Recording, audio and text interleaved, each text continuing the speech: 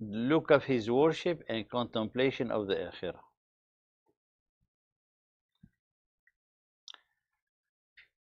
قال عن عبد الرحمن البصري قال قال رجل لسفيان أوصني فقال اعمل للدنيا بقدر بقائك فيها واعمل للآخرة بقدر دوامك فيها والسلام.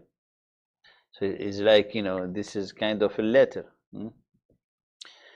As you see here, a man asking Sufyan, he said, Awsini, give me a precious advice.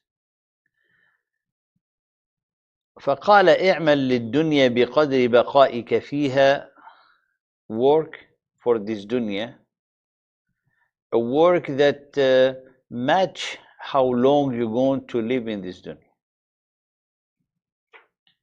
and work for the akhirah, a work that match how long you're going to stay in the akhirah.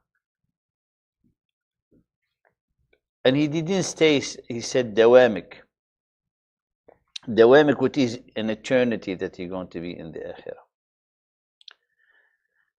As you see, for the Salaf, and here how Imam Sufyan speaking, define for us the vision of life. And it's very important to always keep reminding ourselves about the vision and the objective and the means. We only think, to use these words in a corporate world, or use this word in a very highly organized institution, but and we don't use it for our life. When Allah subhanahu wa ta'ala instructing and teaching us in His book that we need to have this perspective within our mind and perception. So one of the most important class of Aqidah that someone need to keep reminding himself and herself of it is the question, as every philosopher who could not find this answer, why you are here. To answer why you are here, you need to know who you are, what this life that you live in, and where are you going. Allah subhanahu wa ta'ala answer you all these questions. He telling you this life is a test, and you were created for the hereafter, but for the hereafter to gain what you've been wishing for this life and greater is only coming through one path, righteousness. The core of the righteousness and its base is La ilaha illallah. So if we know such a thing, we need to convince ourselves in a way how to bring it to life, how to bring it to practice. The same vision that I have shared with you, it is Allah's way. And this is how the Salaf rahimahumullah, they used to live. So they live the vision of life as as a reality, the teaching of the Quran as a certainty. And when you are certain of a thing, then you act upon it, also with certitude. For here, Imam Sufyan saying to this man who asked him for advice, he put him, subhanallah, reminding him exactly this vision. How long are you going to stay in this life? You're going to say not long. Then why you are, investing all your time in a place that you're not going to live forever?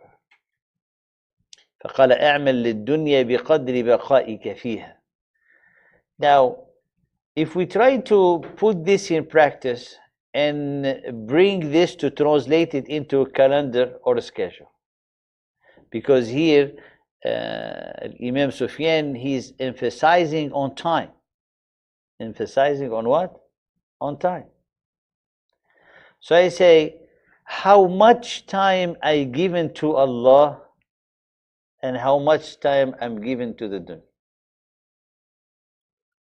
Then you're going to realize Are you from the people of the dunya or the people of the akhirah? By time.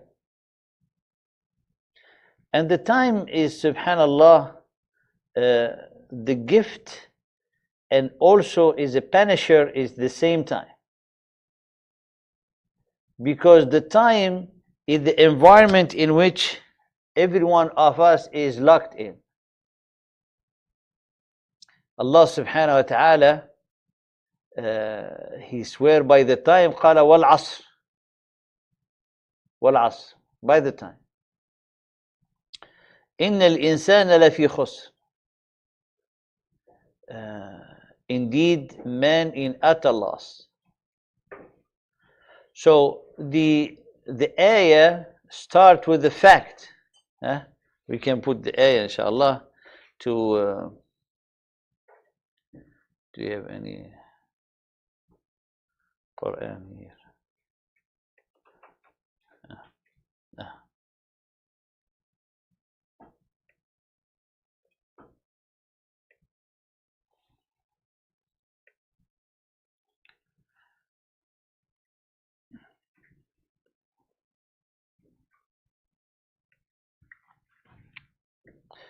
So Allah subhanahu wa ta'ala here, He's swearing by the time. إِنَّ الْإِنسَانَ لَفِي خُسْرٍ. Verily, man is in loss. Now, Allah subhanahu wa ta'ala, way He start by advancing something that is, subhanallah, does not have any other alternative except to be in loss. So, truly, man is in loss. Because when someone is saying, look, you're gonna fall. Someone is like on a version saying, you're going to fall. So the next thing say, how can I be saved? Because the structure of this surah to help the reader and the one who is listening to the words of Allah subhanahu wa ta'ala to see the urgency of what is going to come. How urgent is what is going to come. Man is in loss. كلكم ضال. All of you are astray, except. Man is in loss, except. So, that sense of urgency, and for everyone who listened to this ayah, to put all his effort to turn toward what Allah is going to say.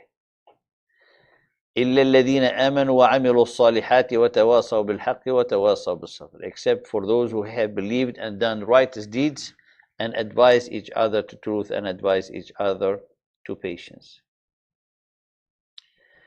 Now, relation with this, with the beginning of the surah, wal-asr, the time.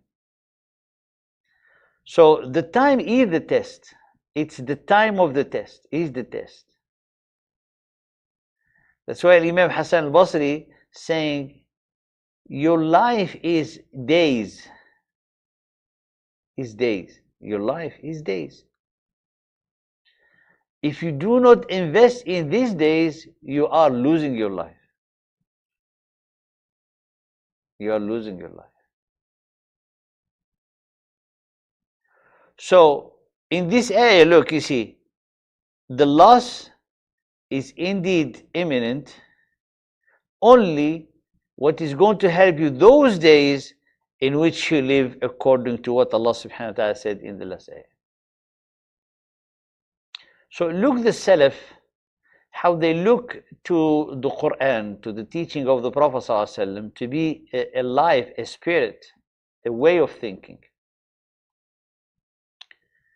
Therefore, based on what he said, and back to the root, because one of the manhaj that we've been studying with the Salaf is to see always in their action there's a root. Where? In the Quran or the Sunnah. And that's what I have mentioned last time. If you see an action of a person known to be righteous that does not have a root in the Quran and the Sunnah, that action he's doing, it's not an action to follow or to be inspired of. Why? Because it does not have validation in the core of the system. You understand? So here, always trying to find that, to see first how they inspire us, how they implemented the way of Allah subhanahu wa ta'ala, and how they are implementing it exactly the way that Allah subhanahu wa ta'ala instructed and revealed.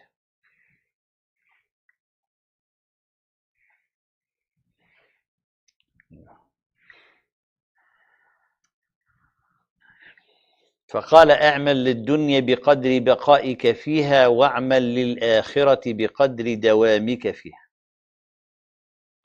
Then to see where to put your priorities in the days that we're being given as a gift to live in this life. So the priority comes like rational in a way of common sense. Look how long you're going to live. 100 years, 200 years is limited. The akhirah is forever. And this will be a guide in one's choice when he's feeling his schedule. قال خذ من الدنيا لبدنك ومن الآخرة لقلبك. قال بشر ابن الحارث قال سفيان الثوري لبكر العابد يا بكر خذ من الدنيا لبدنك ومن الآخرة لقلبك. قال بشر يعني لبدنك ما لا بد منه ولقلبك أي اشغل قلبك بذكر الآخرة. The body is, subhanallah, created from this earth. So take from this dunya what is going to help your body to survive. Because it's the vessel of the soul that you have. And this is the balance. But if you spend the whole time for the vessel, then the soul will dry out and die. And to keep the balance, to keep the soul with the heart, always connected with Allah by the remembrance, and act and work and build for that second part that you have a task, which is in this life.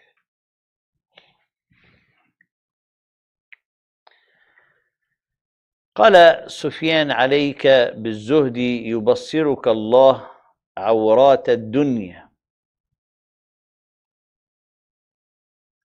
وعليك بالورع يخفف الله عنك حسابك ودع ما يريبك إلى ما لا يريبك وادفع الشك باليقين يسلم لك دينك. This is very profound. Salah is at 5:15.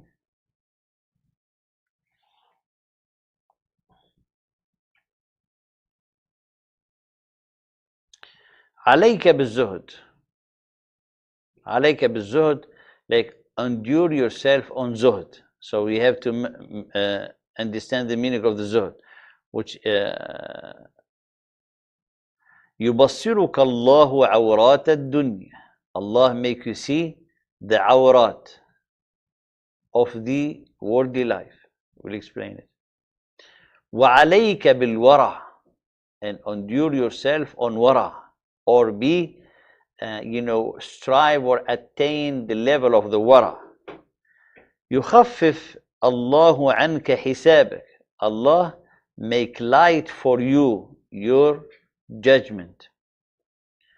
ودع ما يريبك إلى ما لا يريبك, and leave anything that confuse you, that is doubtful to you, to the thing that is certain.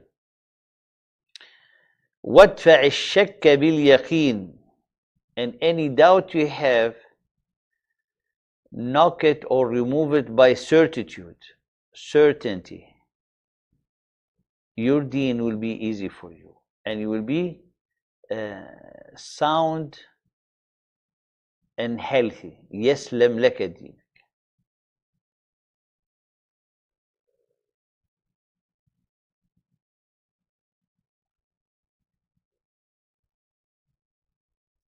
So this is words of wisdom. Type, what is zuhd? You're gonna explain it, but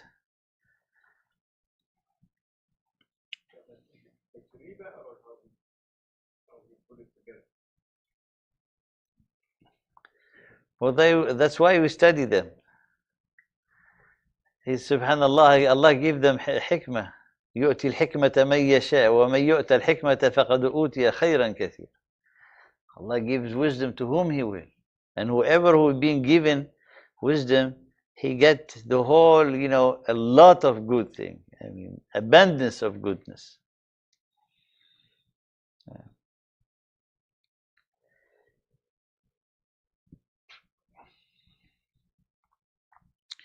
الزهد is literally the renunciation to the dunya.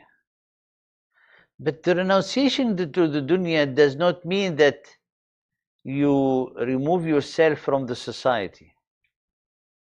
Renunciation to the dunya is to take it out of your heart, from your heart. How can someone take the dunya out of his heart? Or what are the signs that the dunya is out of his heart?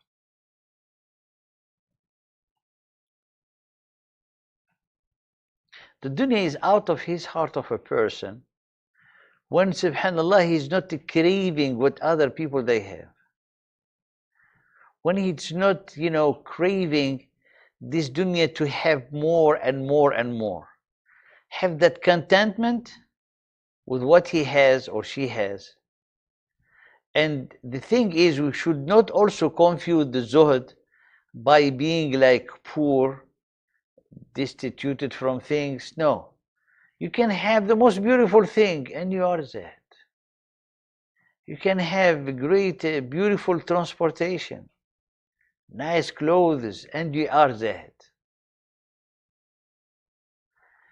But that eagerness to love the dunya, like people, they want to bite on the dunya, is like someone has an apple and he wants to eat it all in one bite. That's how people with the dunya. When you already ate a meal, you say alhamdulillah. Someone give you, say alhamdulillah. The other, even they ate, they want to get everything. لو أوتي ابن آدم واديان من ذهب لابتغى ثالثهما. If the child of Adam will be given two valleys filled of gold, he will be seeking to get the third one. He never satisfied. Such people filled with greed only will satisfy them. The Prophet ﷺ said one thing. He said, At-turab. It only filled the eye of a human being who loves the dunya, only dust. What does it mean? It means death. So he only be satisfied one death because he will not have the means to ask more. When you have the state of zuhd in the heart, then you can see the shortcoming of the dunya. Then you can see the defect of the dunya.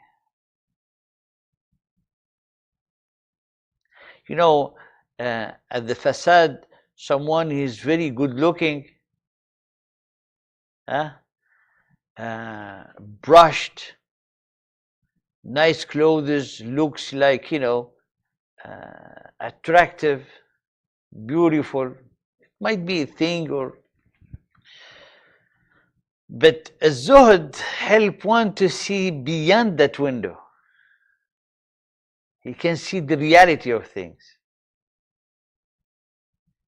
How many you can read about, this multi-billions people who have billions. If you look, everyone look at the surface. Have money, that's it. But if someone look close with the iman, he will see how, subhanallah, having such a money is a true curse in the hand of people ungrateful. Because the Prophet ﷺ, when he put the categories of people, he put someone has money and is righteous. and he's acting in the money that Allah gave him, you know, by doing fear or like seeking the pleasure of Allah. And someone who does not has money, but he wishes to have money to do like the righteous person. The third one, someone who has a lot of money, but he is not regarding any of the right of Allah in his money. And he is using that money for every desire he thinks of. The fourth category, people who do not have money, but they wish to have money so they can do like the one who has money, and they wish to have money to do more or satisfy more desire than that guy. Now, in this hadith of the Prophet ﷺ, which I have said the meaning of it, he said the best among them is the first one. He has a lot of money, but he uses it in what pleases Allah. So you see the zuhd. The second one, he does not have money. But if he wishes sincerely to have money, so he can use it like the first one. Now the beauty of this hadith, that the Prophet ﷺ is saying they have the same reward.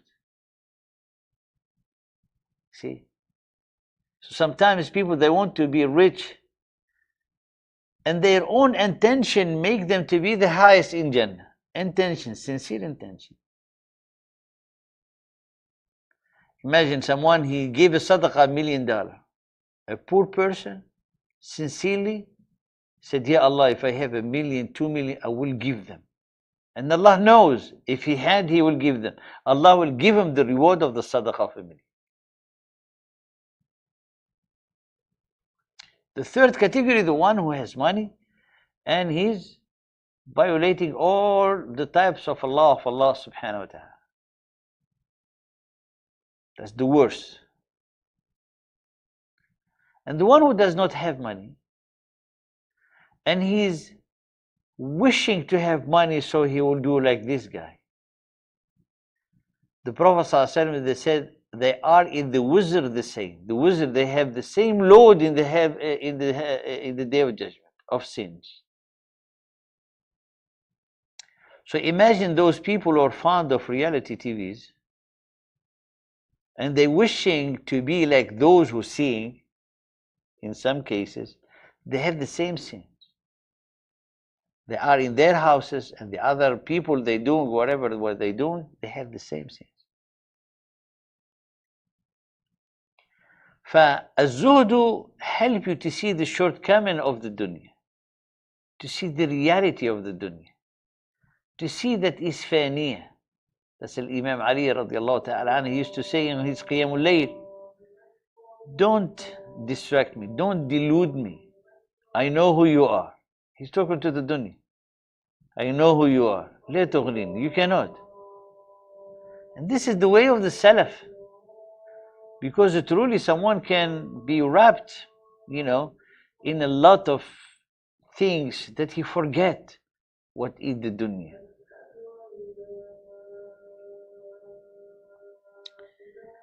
قال وعليك بالورع. الورع is another step beyond the zuhd. So the base of the wara is the zuhd. And the wara is like being more cautious, more having taking more precaution in using everything around you. Food, income, work, relationship, anything that person comes to his hand or her hand, from the wara to have that extra protection. Even it's a mubah, he said, no, I better not do it. Not in the way of excessive, huh? We're talking about the true wara, the healthy wara. such wara قال يخفف الله عنك حساب. Allah make, when you have the wara, which is mean is gonna reduce your contact with the dunya, with the wara, the contact that is doubtful, then your hisab, the judgment, is gonna be very light in the day of judgment. ودع ما يريبك إلى ما لا يريبك وادفع الشك باليقين. ما يريبك إلى ما لا يريبك. This is hadith of the Prophet صلى الله عليه وسلم actually. He said to the companion, ask him about the safe path. He said, استفتي قلبك, ask your heart. And then he told him, دع ما يريبك إلى ما لا يريبك. It might come a time, you have an issue, you ask a scholar. Scholars tell you it's permissible, and it is permissible. It is. It might be permissible. But it is in a zone what is like there's a lot of doubt, a lot of confusion. So after having the scholar saying to the person that is permissible, but he still have something in his heart, will he follow the scholar or follow his heart? He follow his heart.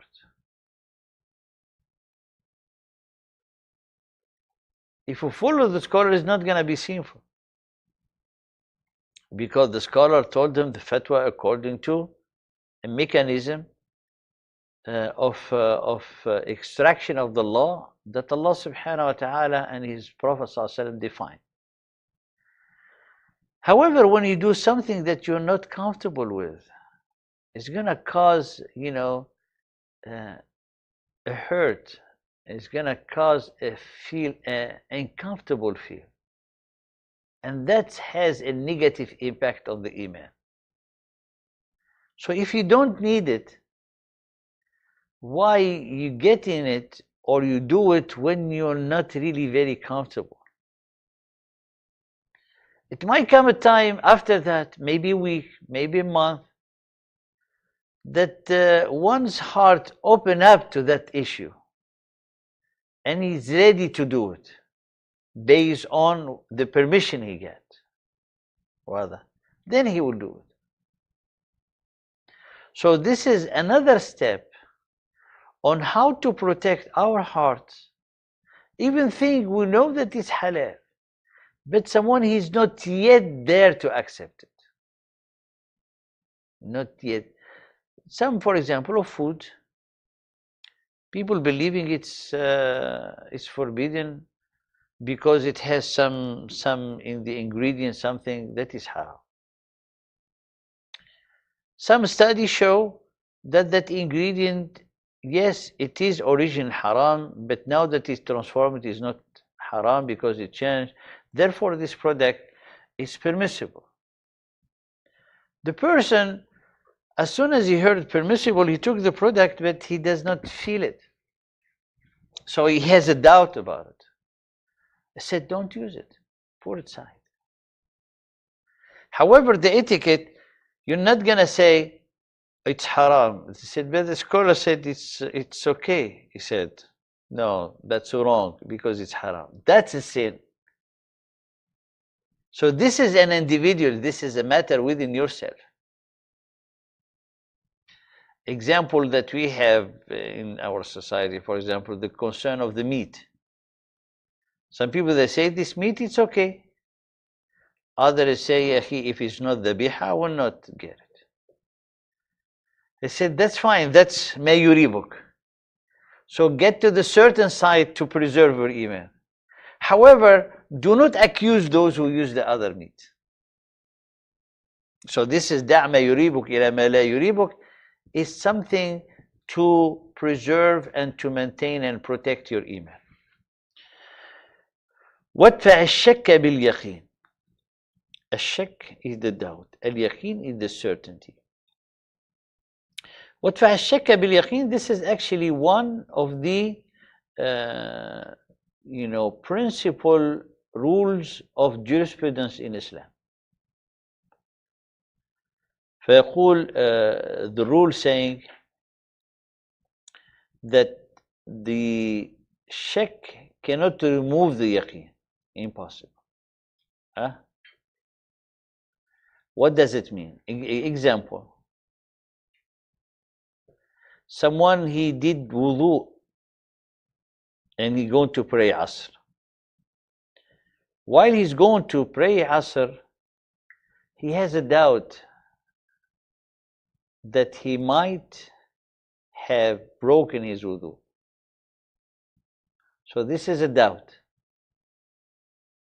But he's certain that he made wudu. So what is the hukm here?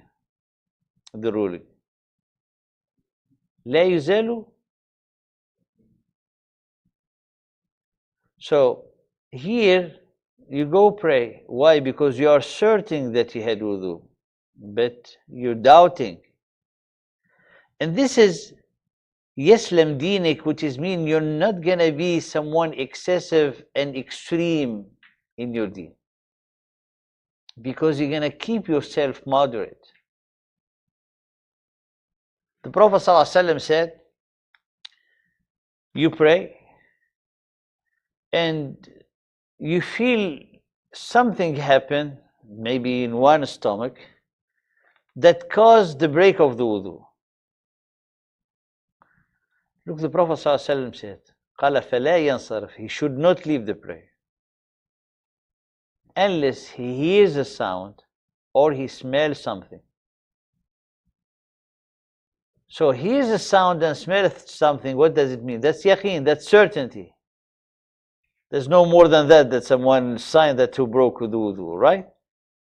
But if there's no such a thing, ignore the doubt, because the doubt is like the shaitan want to distract you and pull you away from the path of your khushu'. So look how Imam Sufyan, he used the word in a very wise and profound way. قال يسلم دينك. So your path is going to be moderate and continue to focus on your deen. You're not going to be digging or being distracted by small things. There's people, they want to perfect, for example, certain words in the Quran.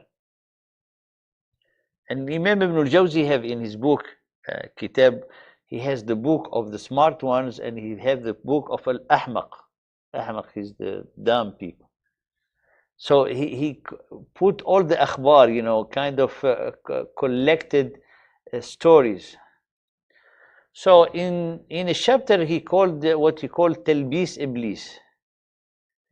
Iblis comes to just stick at the side of a person and he becomes like a soldier next to him. Everything this person is doing, he throw a doubt.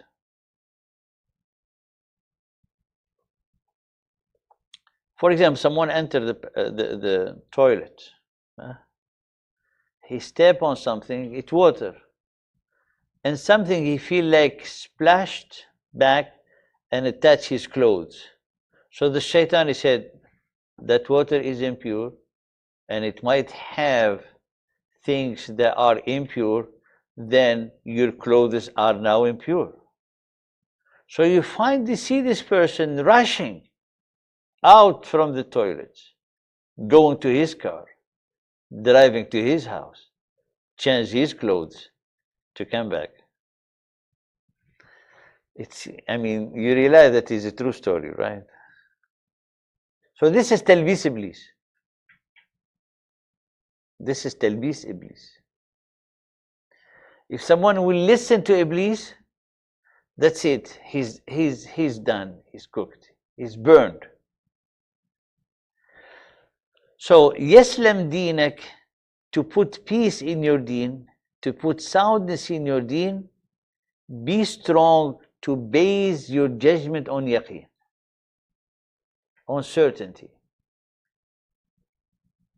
So the question of the Torah said, there's no question that this is. Forget about it. And then to just remove all the doubts, you take some water and sprinkle it in the place where you thought someone might think that it get into impurity. That's it. That's what the Prophet ﷺ told us. So you see in this saying, and wise saying of Imam Sufyan, instructing us as a zuhd, as zuhdu open the insight and show you the shortcoming of the dunya and its defect so you can see it. It's like someone having a glasses that it go through the surface,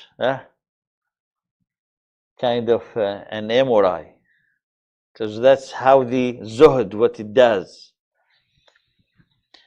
وَعَلَيْكَ بِالْوَرَعِ. So the wara is an extra precaution to have, a very easy judgment in the Day of Judgment, and protecting the yaqeen to only do what you feel it, comfortable in your heart, and to be, moderate on the path, to have the yaqeen, your way of decision helping you to throw any doubt.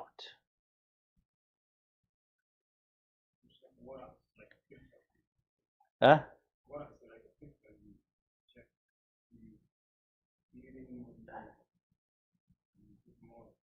The wara? The wara is when you have the slightest doubt, you prefer don't do it.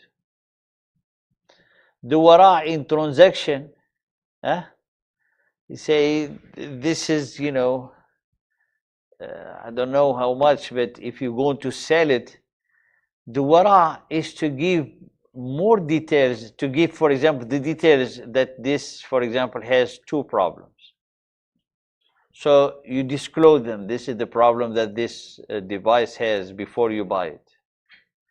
The wara, to say the two, and they said, and it might have others because it's being used, and that's the wara. You add that precaution. Subhanallah.